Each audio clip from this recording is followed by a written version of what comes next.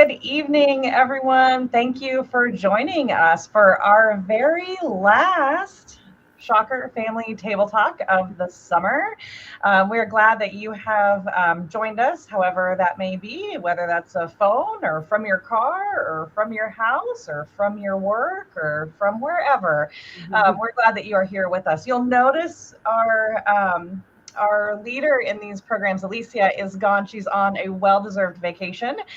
So I am your host for this evening, but certainly have brought the experts to you as we always do with our family table talks. So for those of you who may be joining for the first time, my name is Kim Sandlin. I serve the campus and your students and you as the Director of Student Success. So working with new students and families is kind of what we do. One of the things that we do a lot more, but that's one of the things that we do and how we're connected with our partners in student affairs, with our family table talks. So we're glad you are here.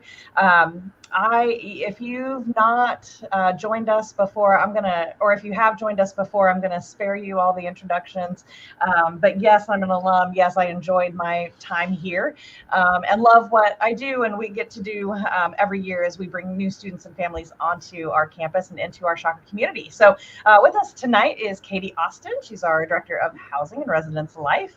And so many of you, I know, because we had an orientation program today, many of you have questions. So we're going to let her talk a little bit about where we are in the housing process. And then also joining us is Jamie from our dining services area to talk through some of those maybe kind of quirky things, shocker dollars and dining dollars and meal plans, and how does that all work together? And if I'm a commuter, can I eat on campus? And all of those fun things, talking really about focusing on your students' basic needs, housing, food, those kinds of things. So I'm going to pop it over to Katie and let her get us started tonight talking about housing. And before I go, I just want to make sure we will hold questions until both Katie and Jamie are finished with their presentations, but please put them in the comments. We will answer them live tonight before the end of our time together. So Katie, take it away. Perfect. Thanks, Kim. Hello, welcome. I'm very excited to be here with you all tonight. As Kim said, my name is Katie Austin. I serve as our Director of Housing and Residence Life. And we're busy right now getting prepared for you all to join us in a few, not even 2 weeks anymore. So it's coming up fast. Our resident assistants actually just got back today and are starting RA training. So those are our upperclassmen students that serve as mentors and resources on each of the floors. So we're working hard to get them all trained up and ready for you all very soon. So I'll start by chatting about move-in and what that's going to look like, and then touch on a few points that I know folks have questions about because we've been hearing them over in the housing office as well. So move-in does take place on August 10th, Saturday. If you look at wichita.edu/move-in, that is where you can find up-to-date information on the process and kind of how that works. So each resident is going to report to their respective building. So flats residents will go to the flats, suites residents will report to the suites, and Shocker Hall residents will report to Shocker Hall. There are two options at Shocker Hall. We'll have University Police helping us direct folks to the two different sides on kind of the north and south side of the building to get you parked so that you're able to unload your belongings. We'll have lots of folks there to help direct and let your student know where to go to check in. We'll have a few volunteers that'll be trying to help get you moving carts so you can get things unloaded into those. And then our police will be helping us direct folks to the parking lot, the satellite lot. Since we really don't have a big parking lot around Shocker Hall, we move all the cars through, we get them unloaded, and we move them through to a lot a little bit closer to the baseball stadium. But fear not, we will come and get you. We have a fleet of golf carts, and we'll be running around all of those parking lots, picking people up, bringing them back to Shocker Hall, and getting them reconnected to their student. So that's kind of how it works. You should have already at this point, and if you haven't, it's no big deal. You still can do it. Signed up for a time slot through your housing portal. So when you log on, and it's the same place that you filled out the housing application, there's an option to choose a move-in time slot. That is by no means a hard and fast, I need to be there on the second that it says it's my time slot. It's just a great rule. It helps us divide up the traffic so we don't have so many people showing up at any given time. If you're a little early, no big deal. You can still just come in line, get ready to check in.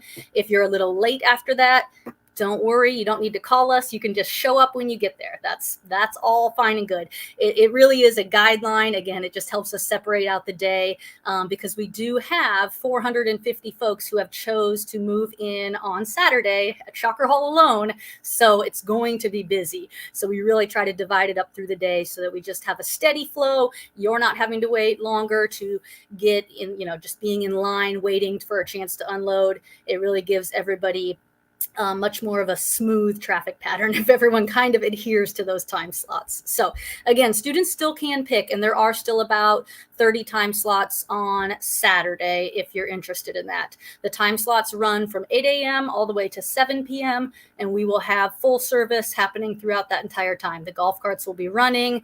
There'll be staff around directing folks. There'll be some volunteers trying to help out here and there. And that it goes the same for Sunday as well. Although we're seeing our Sunday numbers are significantly less. About 100 folks are moving into Shocker Hall on Sunday, and similar in flats and suites. Saturday is our busy day.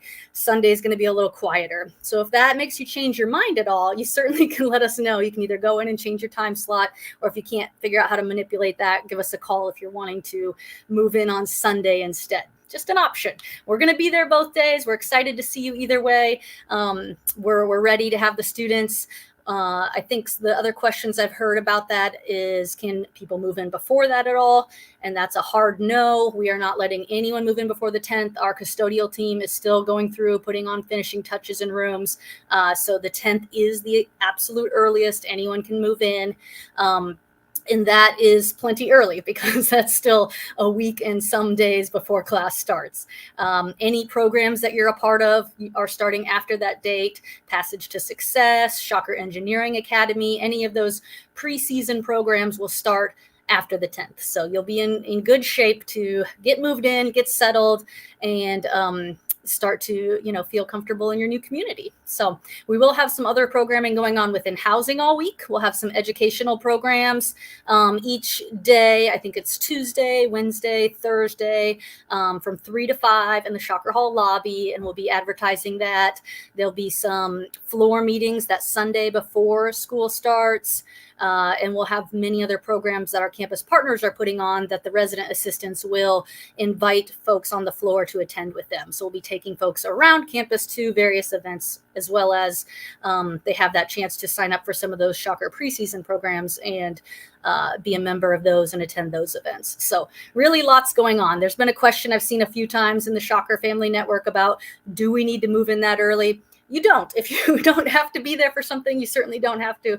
But we have seen, and that's why we've moved it up so early, that a lot of folks have a reason to be on campus, whether you're doing the last orientation, our international students need to get there with some time to spare, our athletes. So we just open our doors on the 10th to provide ample time for everyone. But folks can move in anytime that week.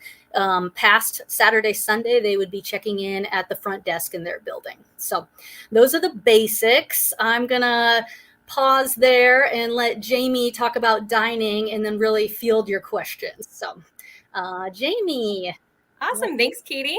All right. I am Jamie. I'm with the dining program and running through some of the basics of the meal plan. So meal plans, when your student moves in or when you move in on the 10th, will be active that day. That if you are living in the housing and have an unlimited program, how those unlimited programs work is you are able to go into the dining hall, whether it be to get a full meal, to come in to grab an apple, to really just fill your water bottle. We just ask that you use your student ID to swipe at the front of the counter. If you have one of the unlimited programs that has the dollars, so we'll get into the verbiage here in just a moment, but if you have those dining dollars attached to your meal plan, what that will do for you is you are able to go to Starbucks or Chick-fil-A or Panda Express and use those. Those are essentially just as great as using a debit card or paying cash. With the meal plans, if you have the unlimited program, our hours vary based on meal periods. And we open the doors Monday through Thursday from 7 a.m. to 10 p.m. And Friday, we are open from 7 a.m. to 8 p.m. On the weekends, we find we are not the popular crowd to hang out with, and students don't want to be with us in the dining hall. So we do run different meal periods. Students are not up early on Saturdays and Sundays, so we run from 10 to 1:30.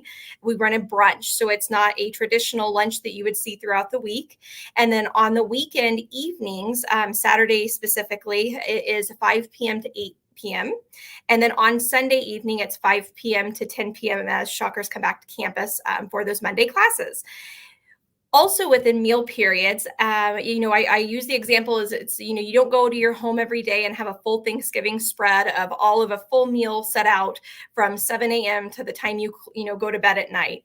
We do a similar practice where from 7 a.m. to 9 a.m. is our deemed breakfast period. And you'll have that hot, fresh breakfast options, biscuits and gravy, eggs at the breakfast areas.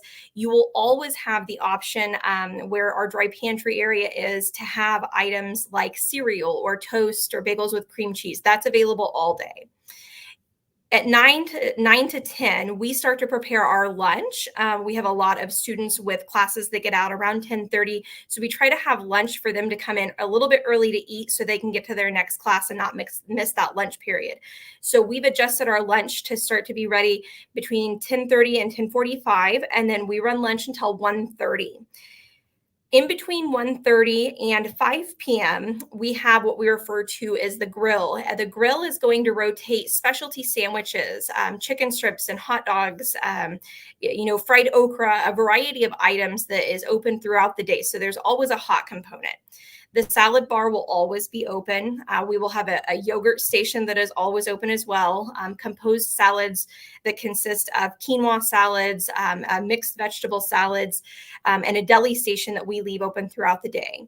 Dinner service starts at 5 o'clock and it ends at 8 p.m. And that's for all of the main stations. Again, after 8 p.m. until we close at 10 p.m., the deli station, the grill, all of those stations are still available. So they have plenty of options. We just like to really explain that there's not a full meal available throughout the day, but there is always food available.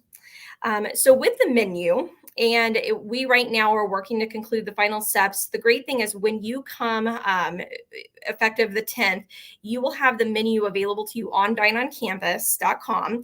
And that menu is available from August 10th, and it'll be available until the date that we close for the end of the semester in December. We run a 4-week menu cycle. And what that means is every week for 4 weeks, you will not see any of the same items for breakfast, lunch, or dinner. So a great variety. And then the menu repeats itself every month, but for every 4 weeks, you have different options. So what happens if you have dietary restrictions or allergen needs? The biggest piece with dining is just speak up. We can't be mind readers. We're here to help.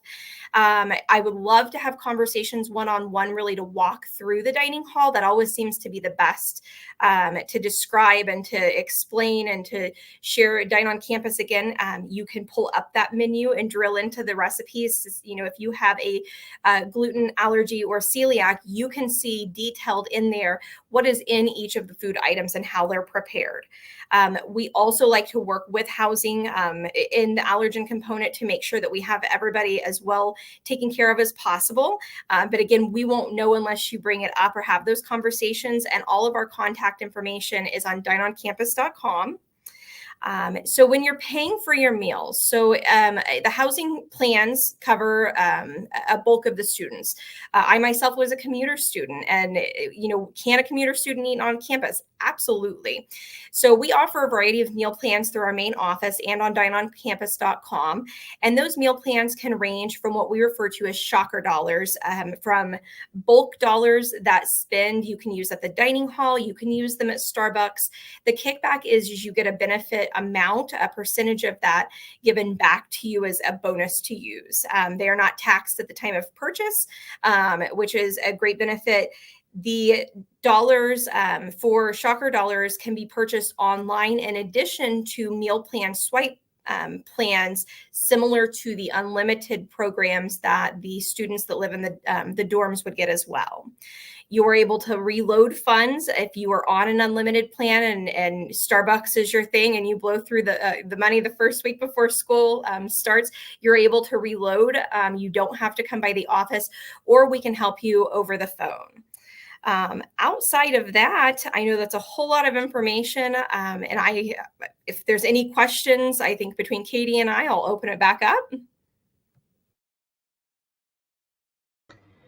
Yeah, so thanks, Jamie. Thanks, Katie, for that. I know there have been a few questions that we've gotten in orientation recently about both of your areas. And so I have written some of those down, but certainly those of you on the call, if you want to post those comments in the chat, we'll be sure to address them because we can assume we know what you want to ask, but we won't know unless you ask. So don't be shy.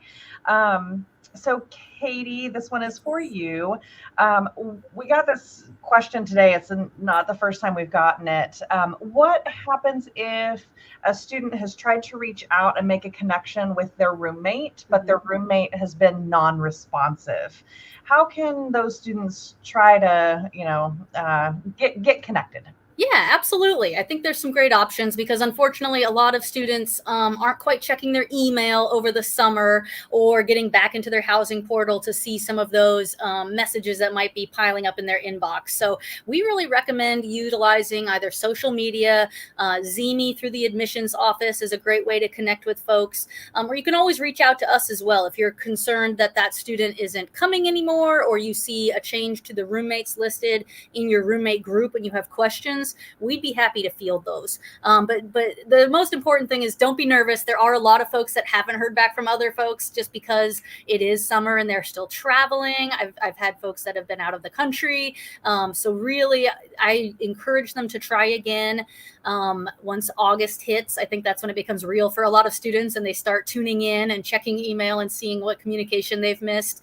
So give that another try right beforehand. I also encourage, if you haven't been able to get in touch and communicate about who's bringing what and how many mini fridges are we going to have in the space, that less is more to start with. Those mini fridges will be at Walmart. You don't need to rush and get them. They're not going anywhere. So maybe wait and see, and we can, get you connected when they move in. We're happy to during move-in, we sometimes share when that other person is moving in, if it's the same day, so they have a little more information if they're anxious about getting to meet with them. But I will say, again, the majority are moving in Saturday, so they're all going to be there. And if you haven't connected before then, Saturday's going to be your day. They're almost all coming. So I think that's my advice. Don't fret about it too much. It's common that happens, and it doesn't mean that your roommate doesn't like you or is concerned with you as a person. It's just a matter of they're still doing their high school thing, or they're still doing summer at this point, and they're just not usually plugged in. That's what we found out 9 times out of 10. So. Okay, great. Thank you.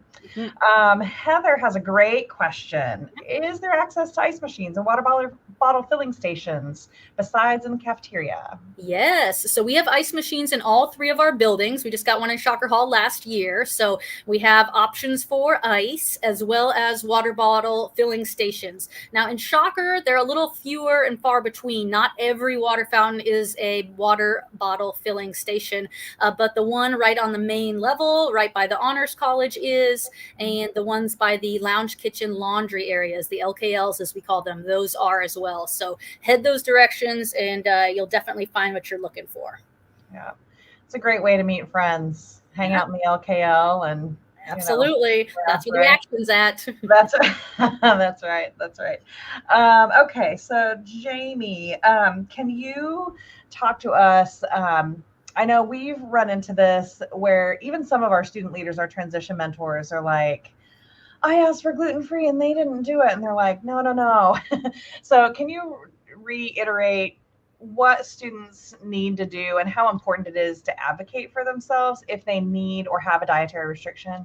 Yeah, absolutely. As someone who has a dietary restriction herself, I understand. I know there is a level of discomfort. You don't want to seem like an inconvenience. You're already in a new situation, and we totally understand that.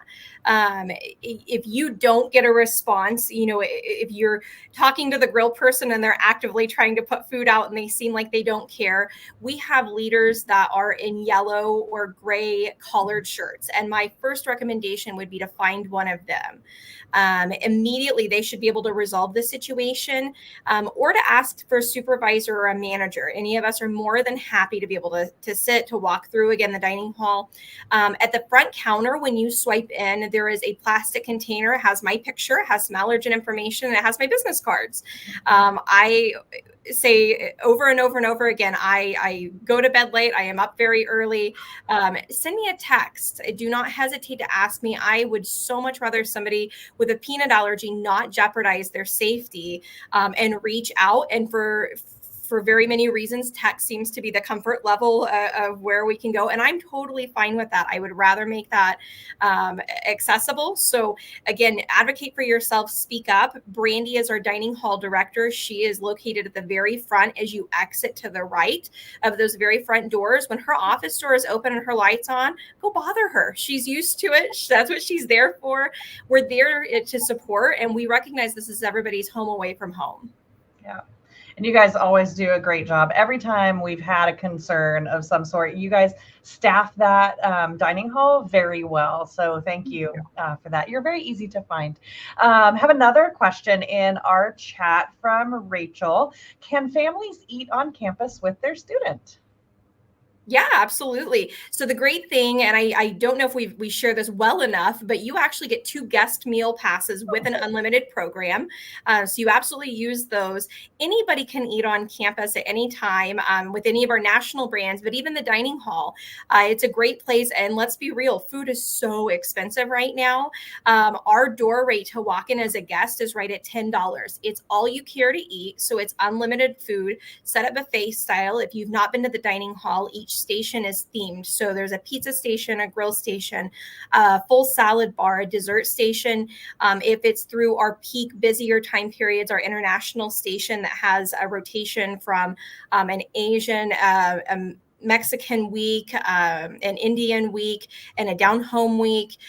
There's the Delicious Without. Delicious Without is the designated allergen safe station that is a station built to avoid the top 9 major allergens. It's now 9. It used to be 8 with sesame seed being added. And then a comfort station, which has things like meatloaf and mac and cheese, or grilled salmon and creamed spinach. And so a wide variety, but we encourage folks to come in, even that are not students or on meal plans. Cool. Awesome. Thank you.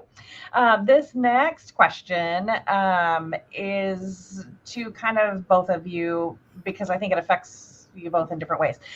What happens if a student was unable to get their shocker card during orientation and they don't have a shocker card yet? I know we're making that Friday before classes begin at during Shock Fest, they can walk in and get their shocker card at any point in time. But by that point, they would have moved in. So Katie, can you start us off with what happens? And then Jamie, Sure.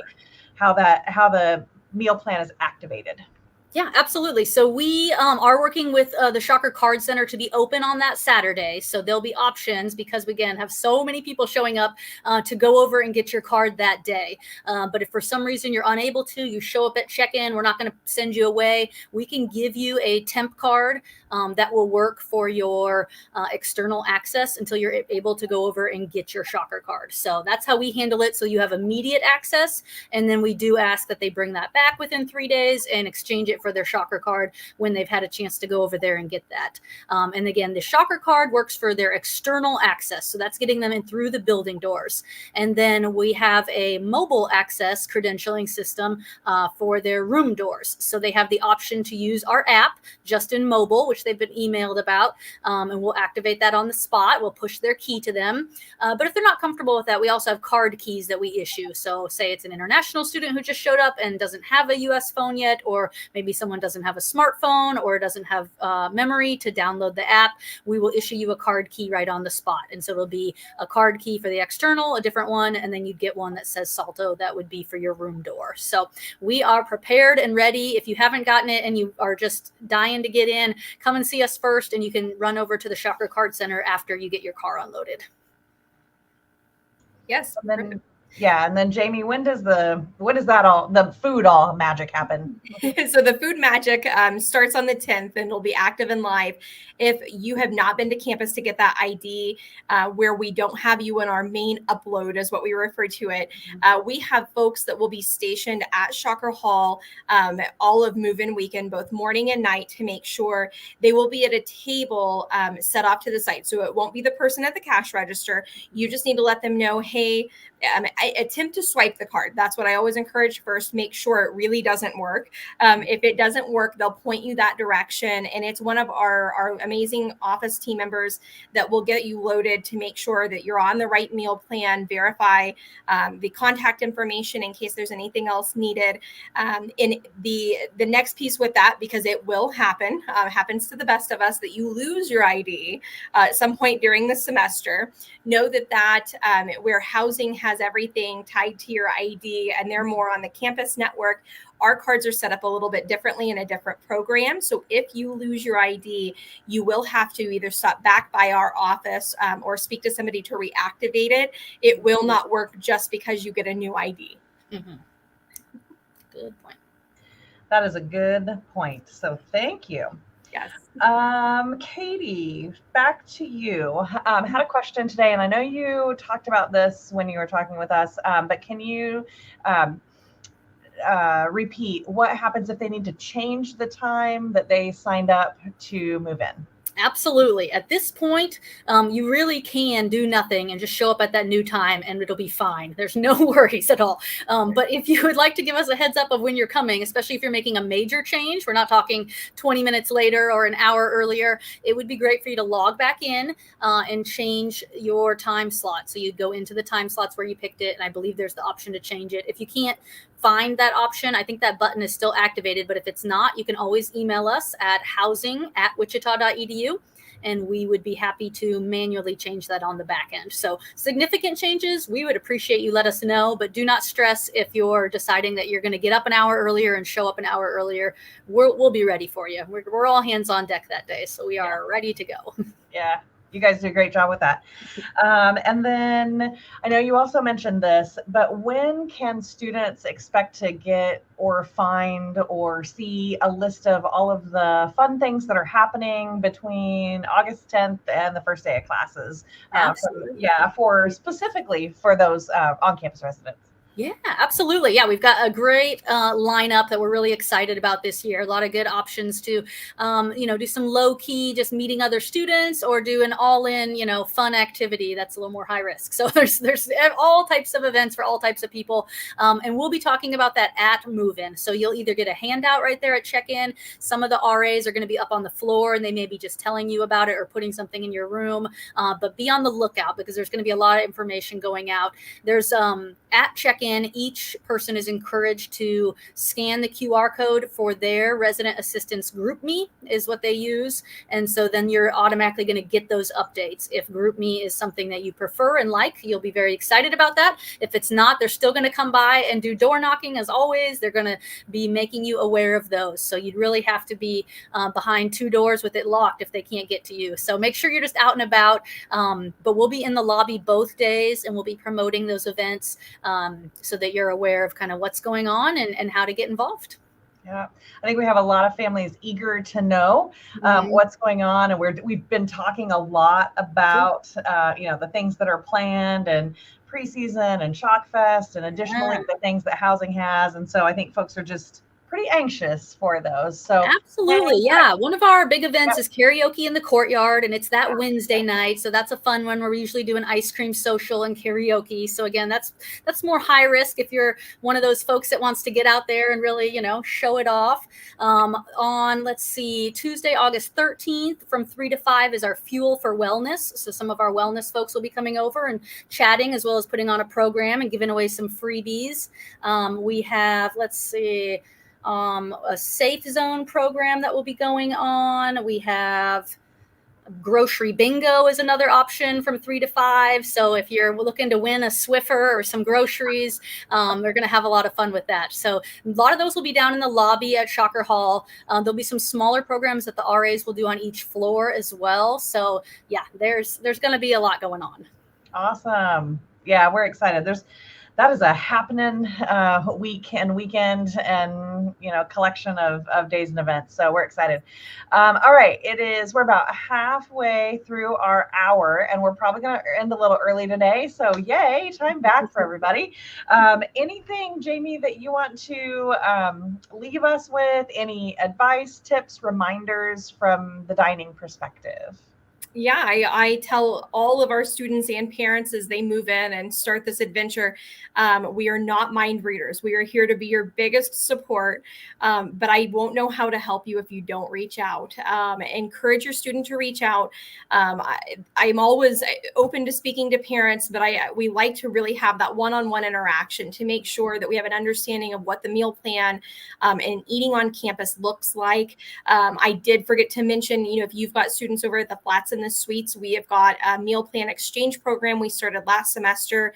We know it's a little bit of a lengthy walk to get over, especially when it's cold and kind of gross over the winter months. But again, if you have unique needs, even if it is not allergens or, you're hearing, I've talked to parents in the past where they say, there's nothing available and mom and dad are sending pizza every night, and come to find out there were things available. So if you're getting those, that feedback or have questions, again, my information's on Dine on Campus. Call, text, send an email. Don't hesitate to reach out through this journey. We're here to support you. And you made mention of something that clicked in my head. Can you talk about, say, for instance, a student has classes from 10:30 until 2. What would they do as a lunch option? Would they have options at that point? How does that work? Yeah, absolutely. So we, and there's so many pieces of the dining program. So if they have classes, which is going to happen, especially I think art students have a lot of classes that really just does not jive with meal periods, unfortunately. The grab and go items over at the Cargill Cafe would be a great point to start. The other option is we have an earth-friendly, I say Tupperware, but it's a green, we refer to it as an Aussie box refillable container. You would put a $5 deposit down. You get that back at the end of the semester. And it basically, you would come in, pay the $5 deposit, swipe for a meal, which is separate, swipe for that meal and fill that container up. Those containers are great to put in the fridges. They're microwave safe. That gives them a non-cheeseburger, hamburger, pizza, fried chicken tenders option. You can grab those items. If you've got a night class during dinner, grab it through lunch. Especially if you're on an unlimited program, you can swipe in and eat your lunch and swipe again for dinner at that moment. Fill up that container and take it back to your room. And that way you'll have it when you get out of class at night. Nice, super convenient, super flexible, which is amazing, and what our students need, and you guys have answered that need. So great, thanks, Jamie. Katie, any other last kinds of things to keep in mind for our parents? Yes, absolutely. As I mentioned, less is more as you're moving in. These dorm rooms are finite. They don't just go on and on. So we just recommend, getting a feel for your space before you show up with too much stuff. You don't want to encroach on your roommate's area or just, take over the room. So think about, minimalist is always a good starting point. And I will say we are very full this year. That's the other part I'd like to emphasize. We do have at the moment a minor wait list for a few students. We're committed to housing every first-year student who needs housing. If we've had to turn anyone away, it's been returner students at this point, because we have that commitment to all of our freshman students with the on-campus living requirement and the need to house first years. But we anticipate that we're going to be able to do that.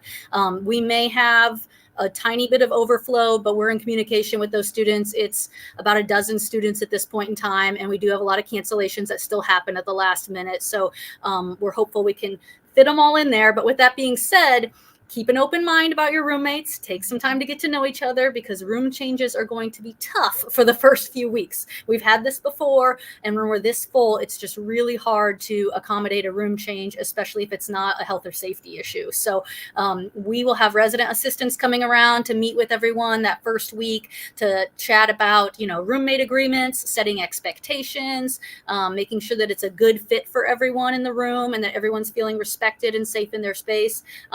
But again, if you're just a little nervous, we ask you to work through that, talk with the RA. They can help with a lot of those feelings and just, processing what it's like to be living on campus. So just know that we don't have a lot of empty rooms sitting around this year. So it's going to be full, but that'll be exciting. A lot of folks that are choosing to live on campus, which we love. So that's, we see it all as good things. Yeah.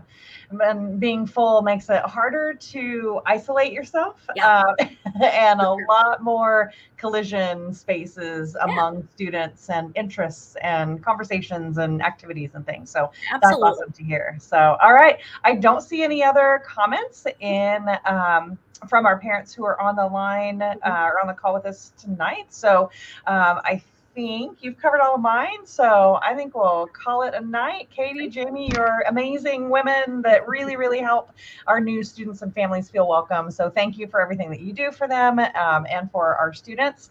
And with that, we will officially close this summer's collection of Shocker Family Table Talk. So thank you all for joining us. If you have any questions, you can reach out to any of the three of us plus Alicia, and we'll be happy to get back with you to make your new journey welcome and smooth and exciting. So thanks for joining tonight.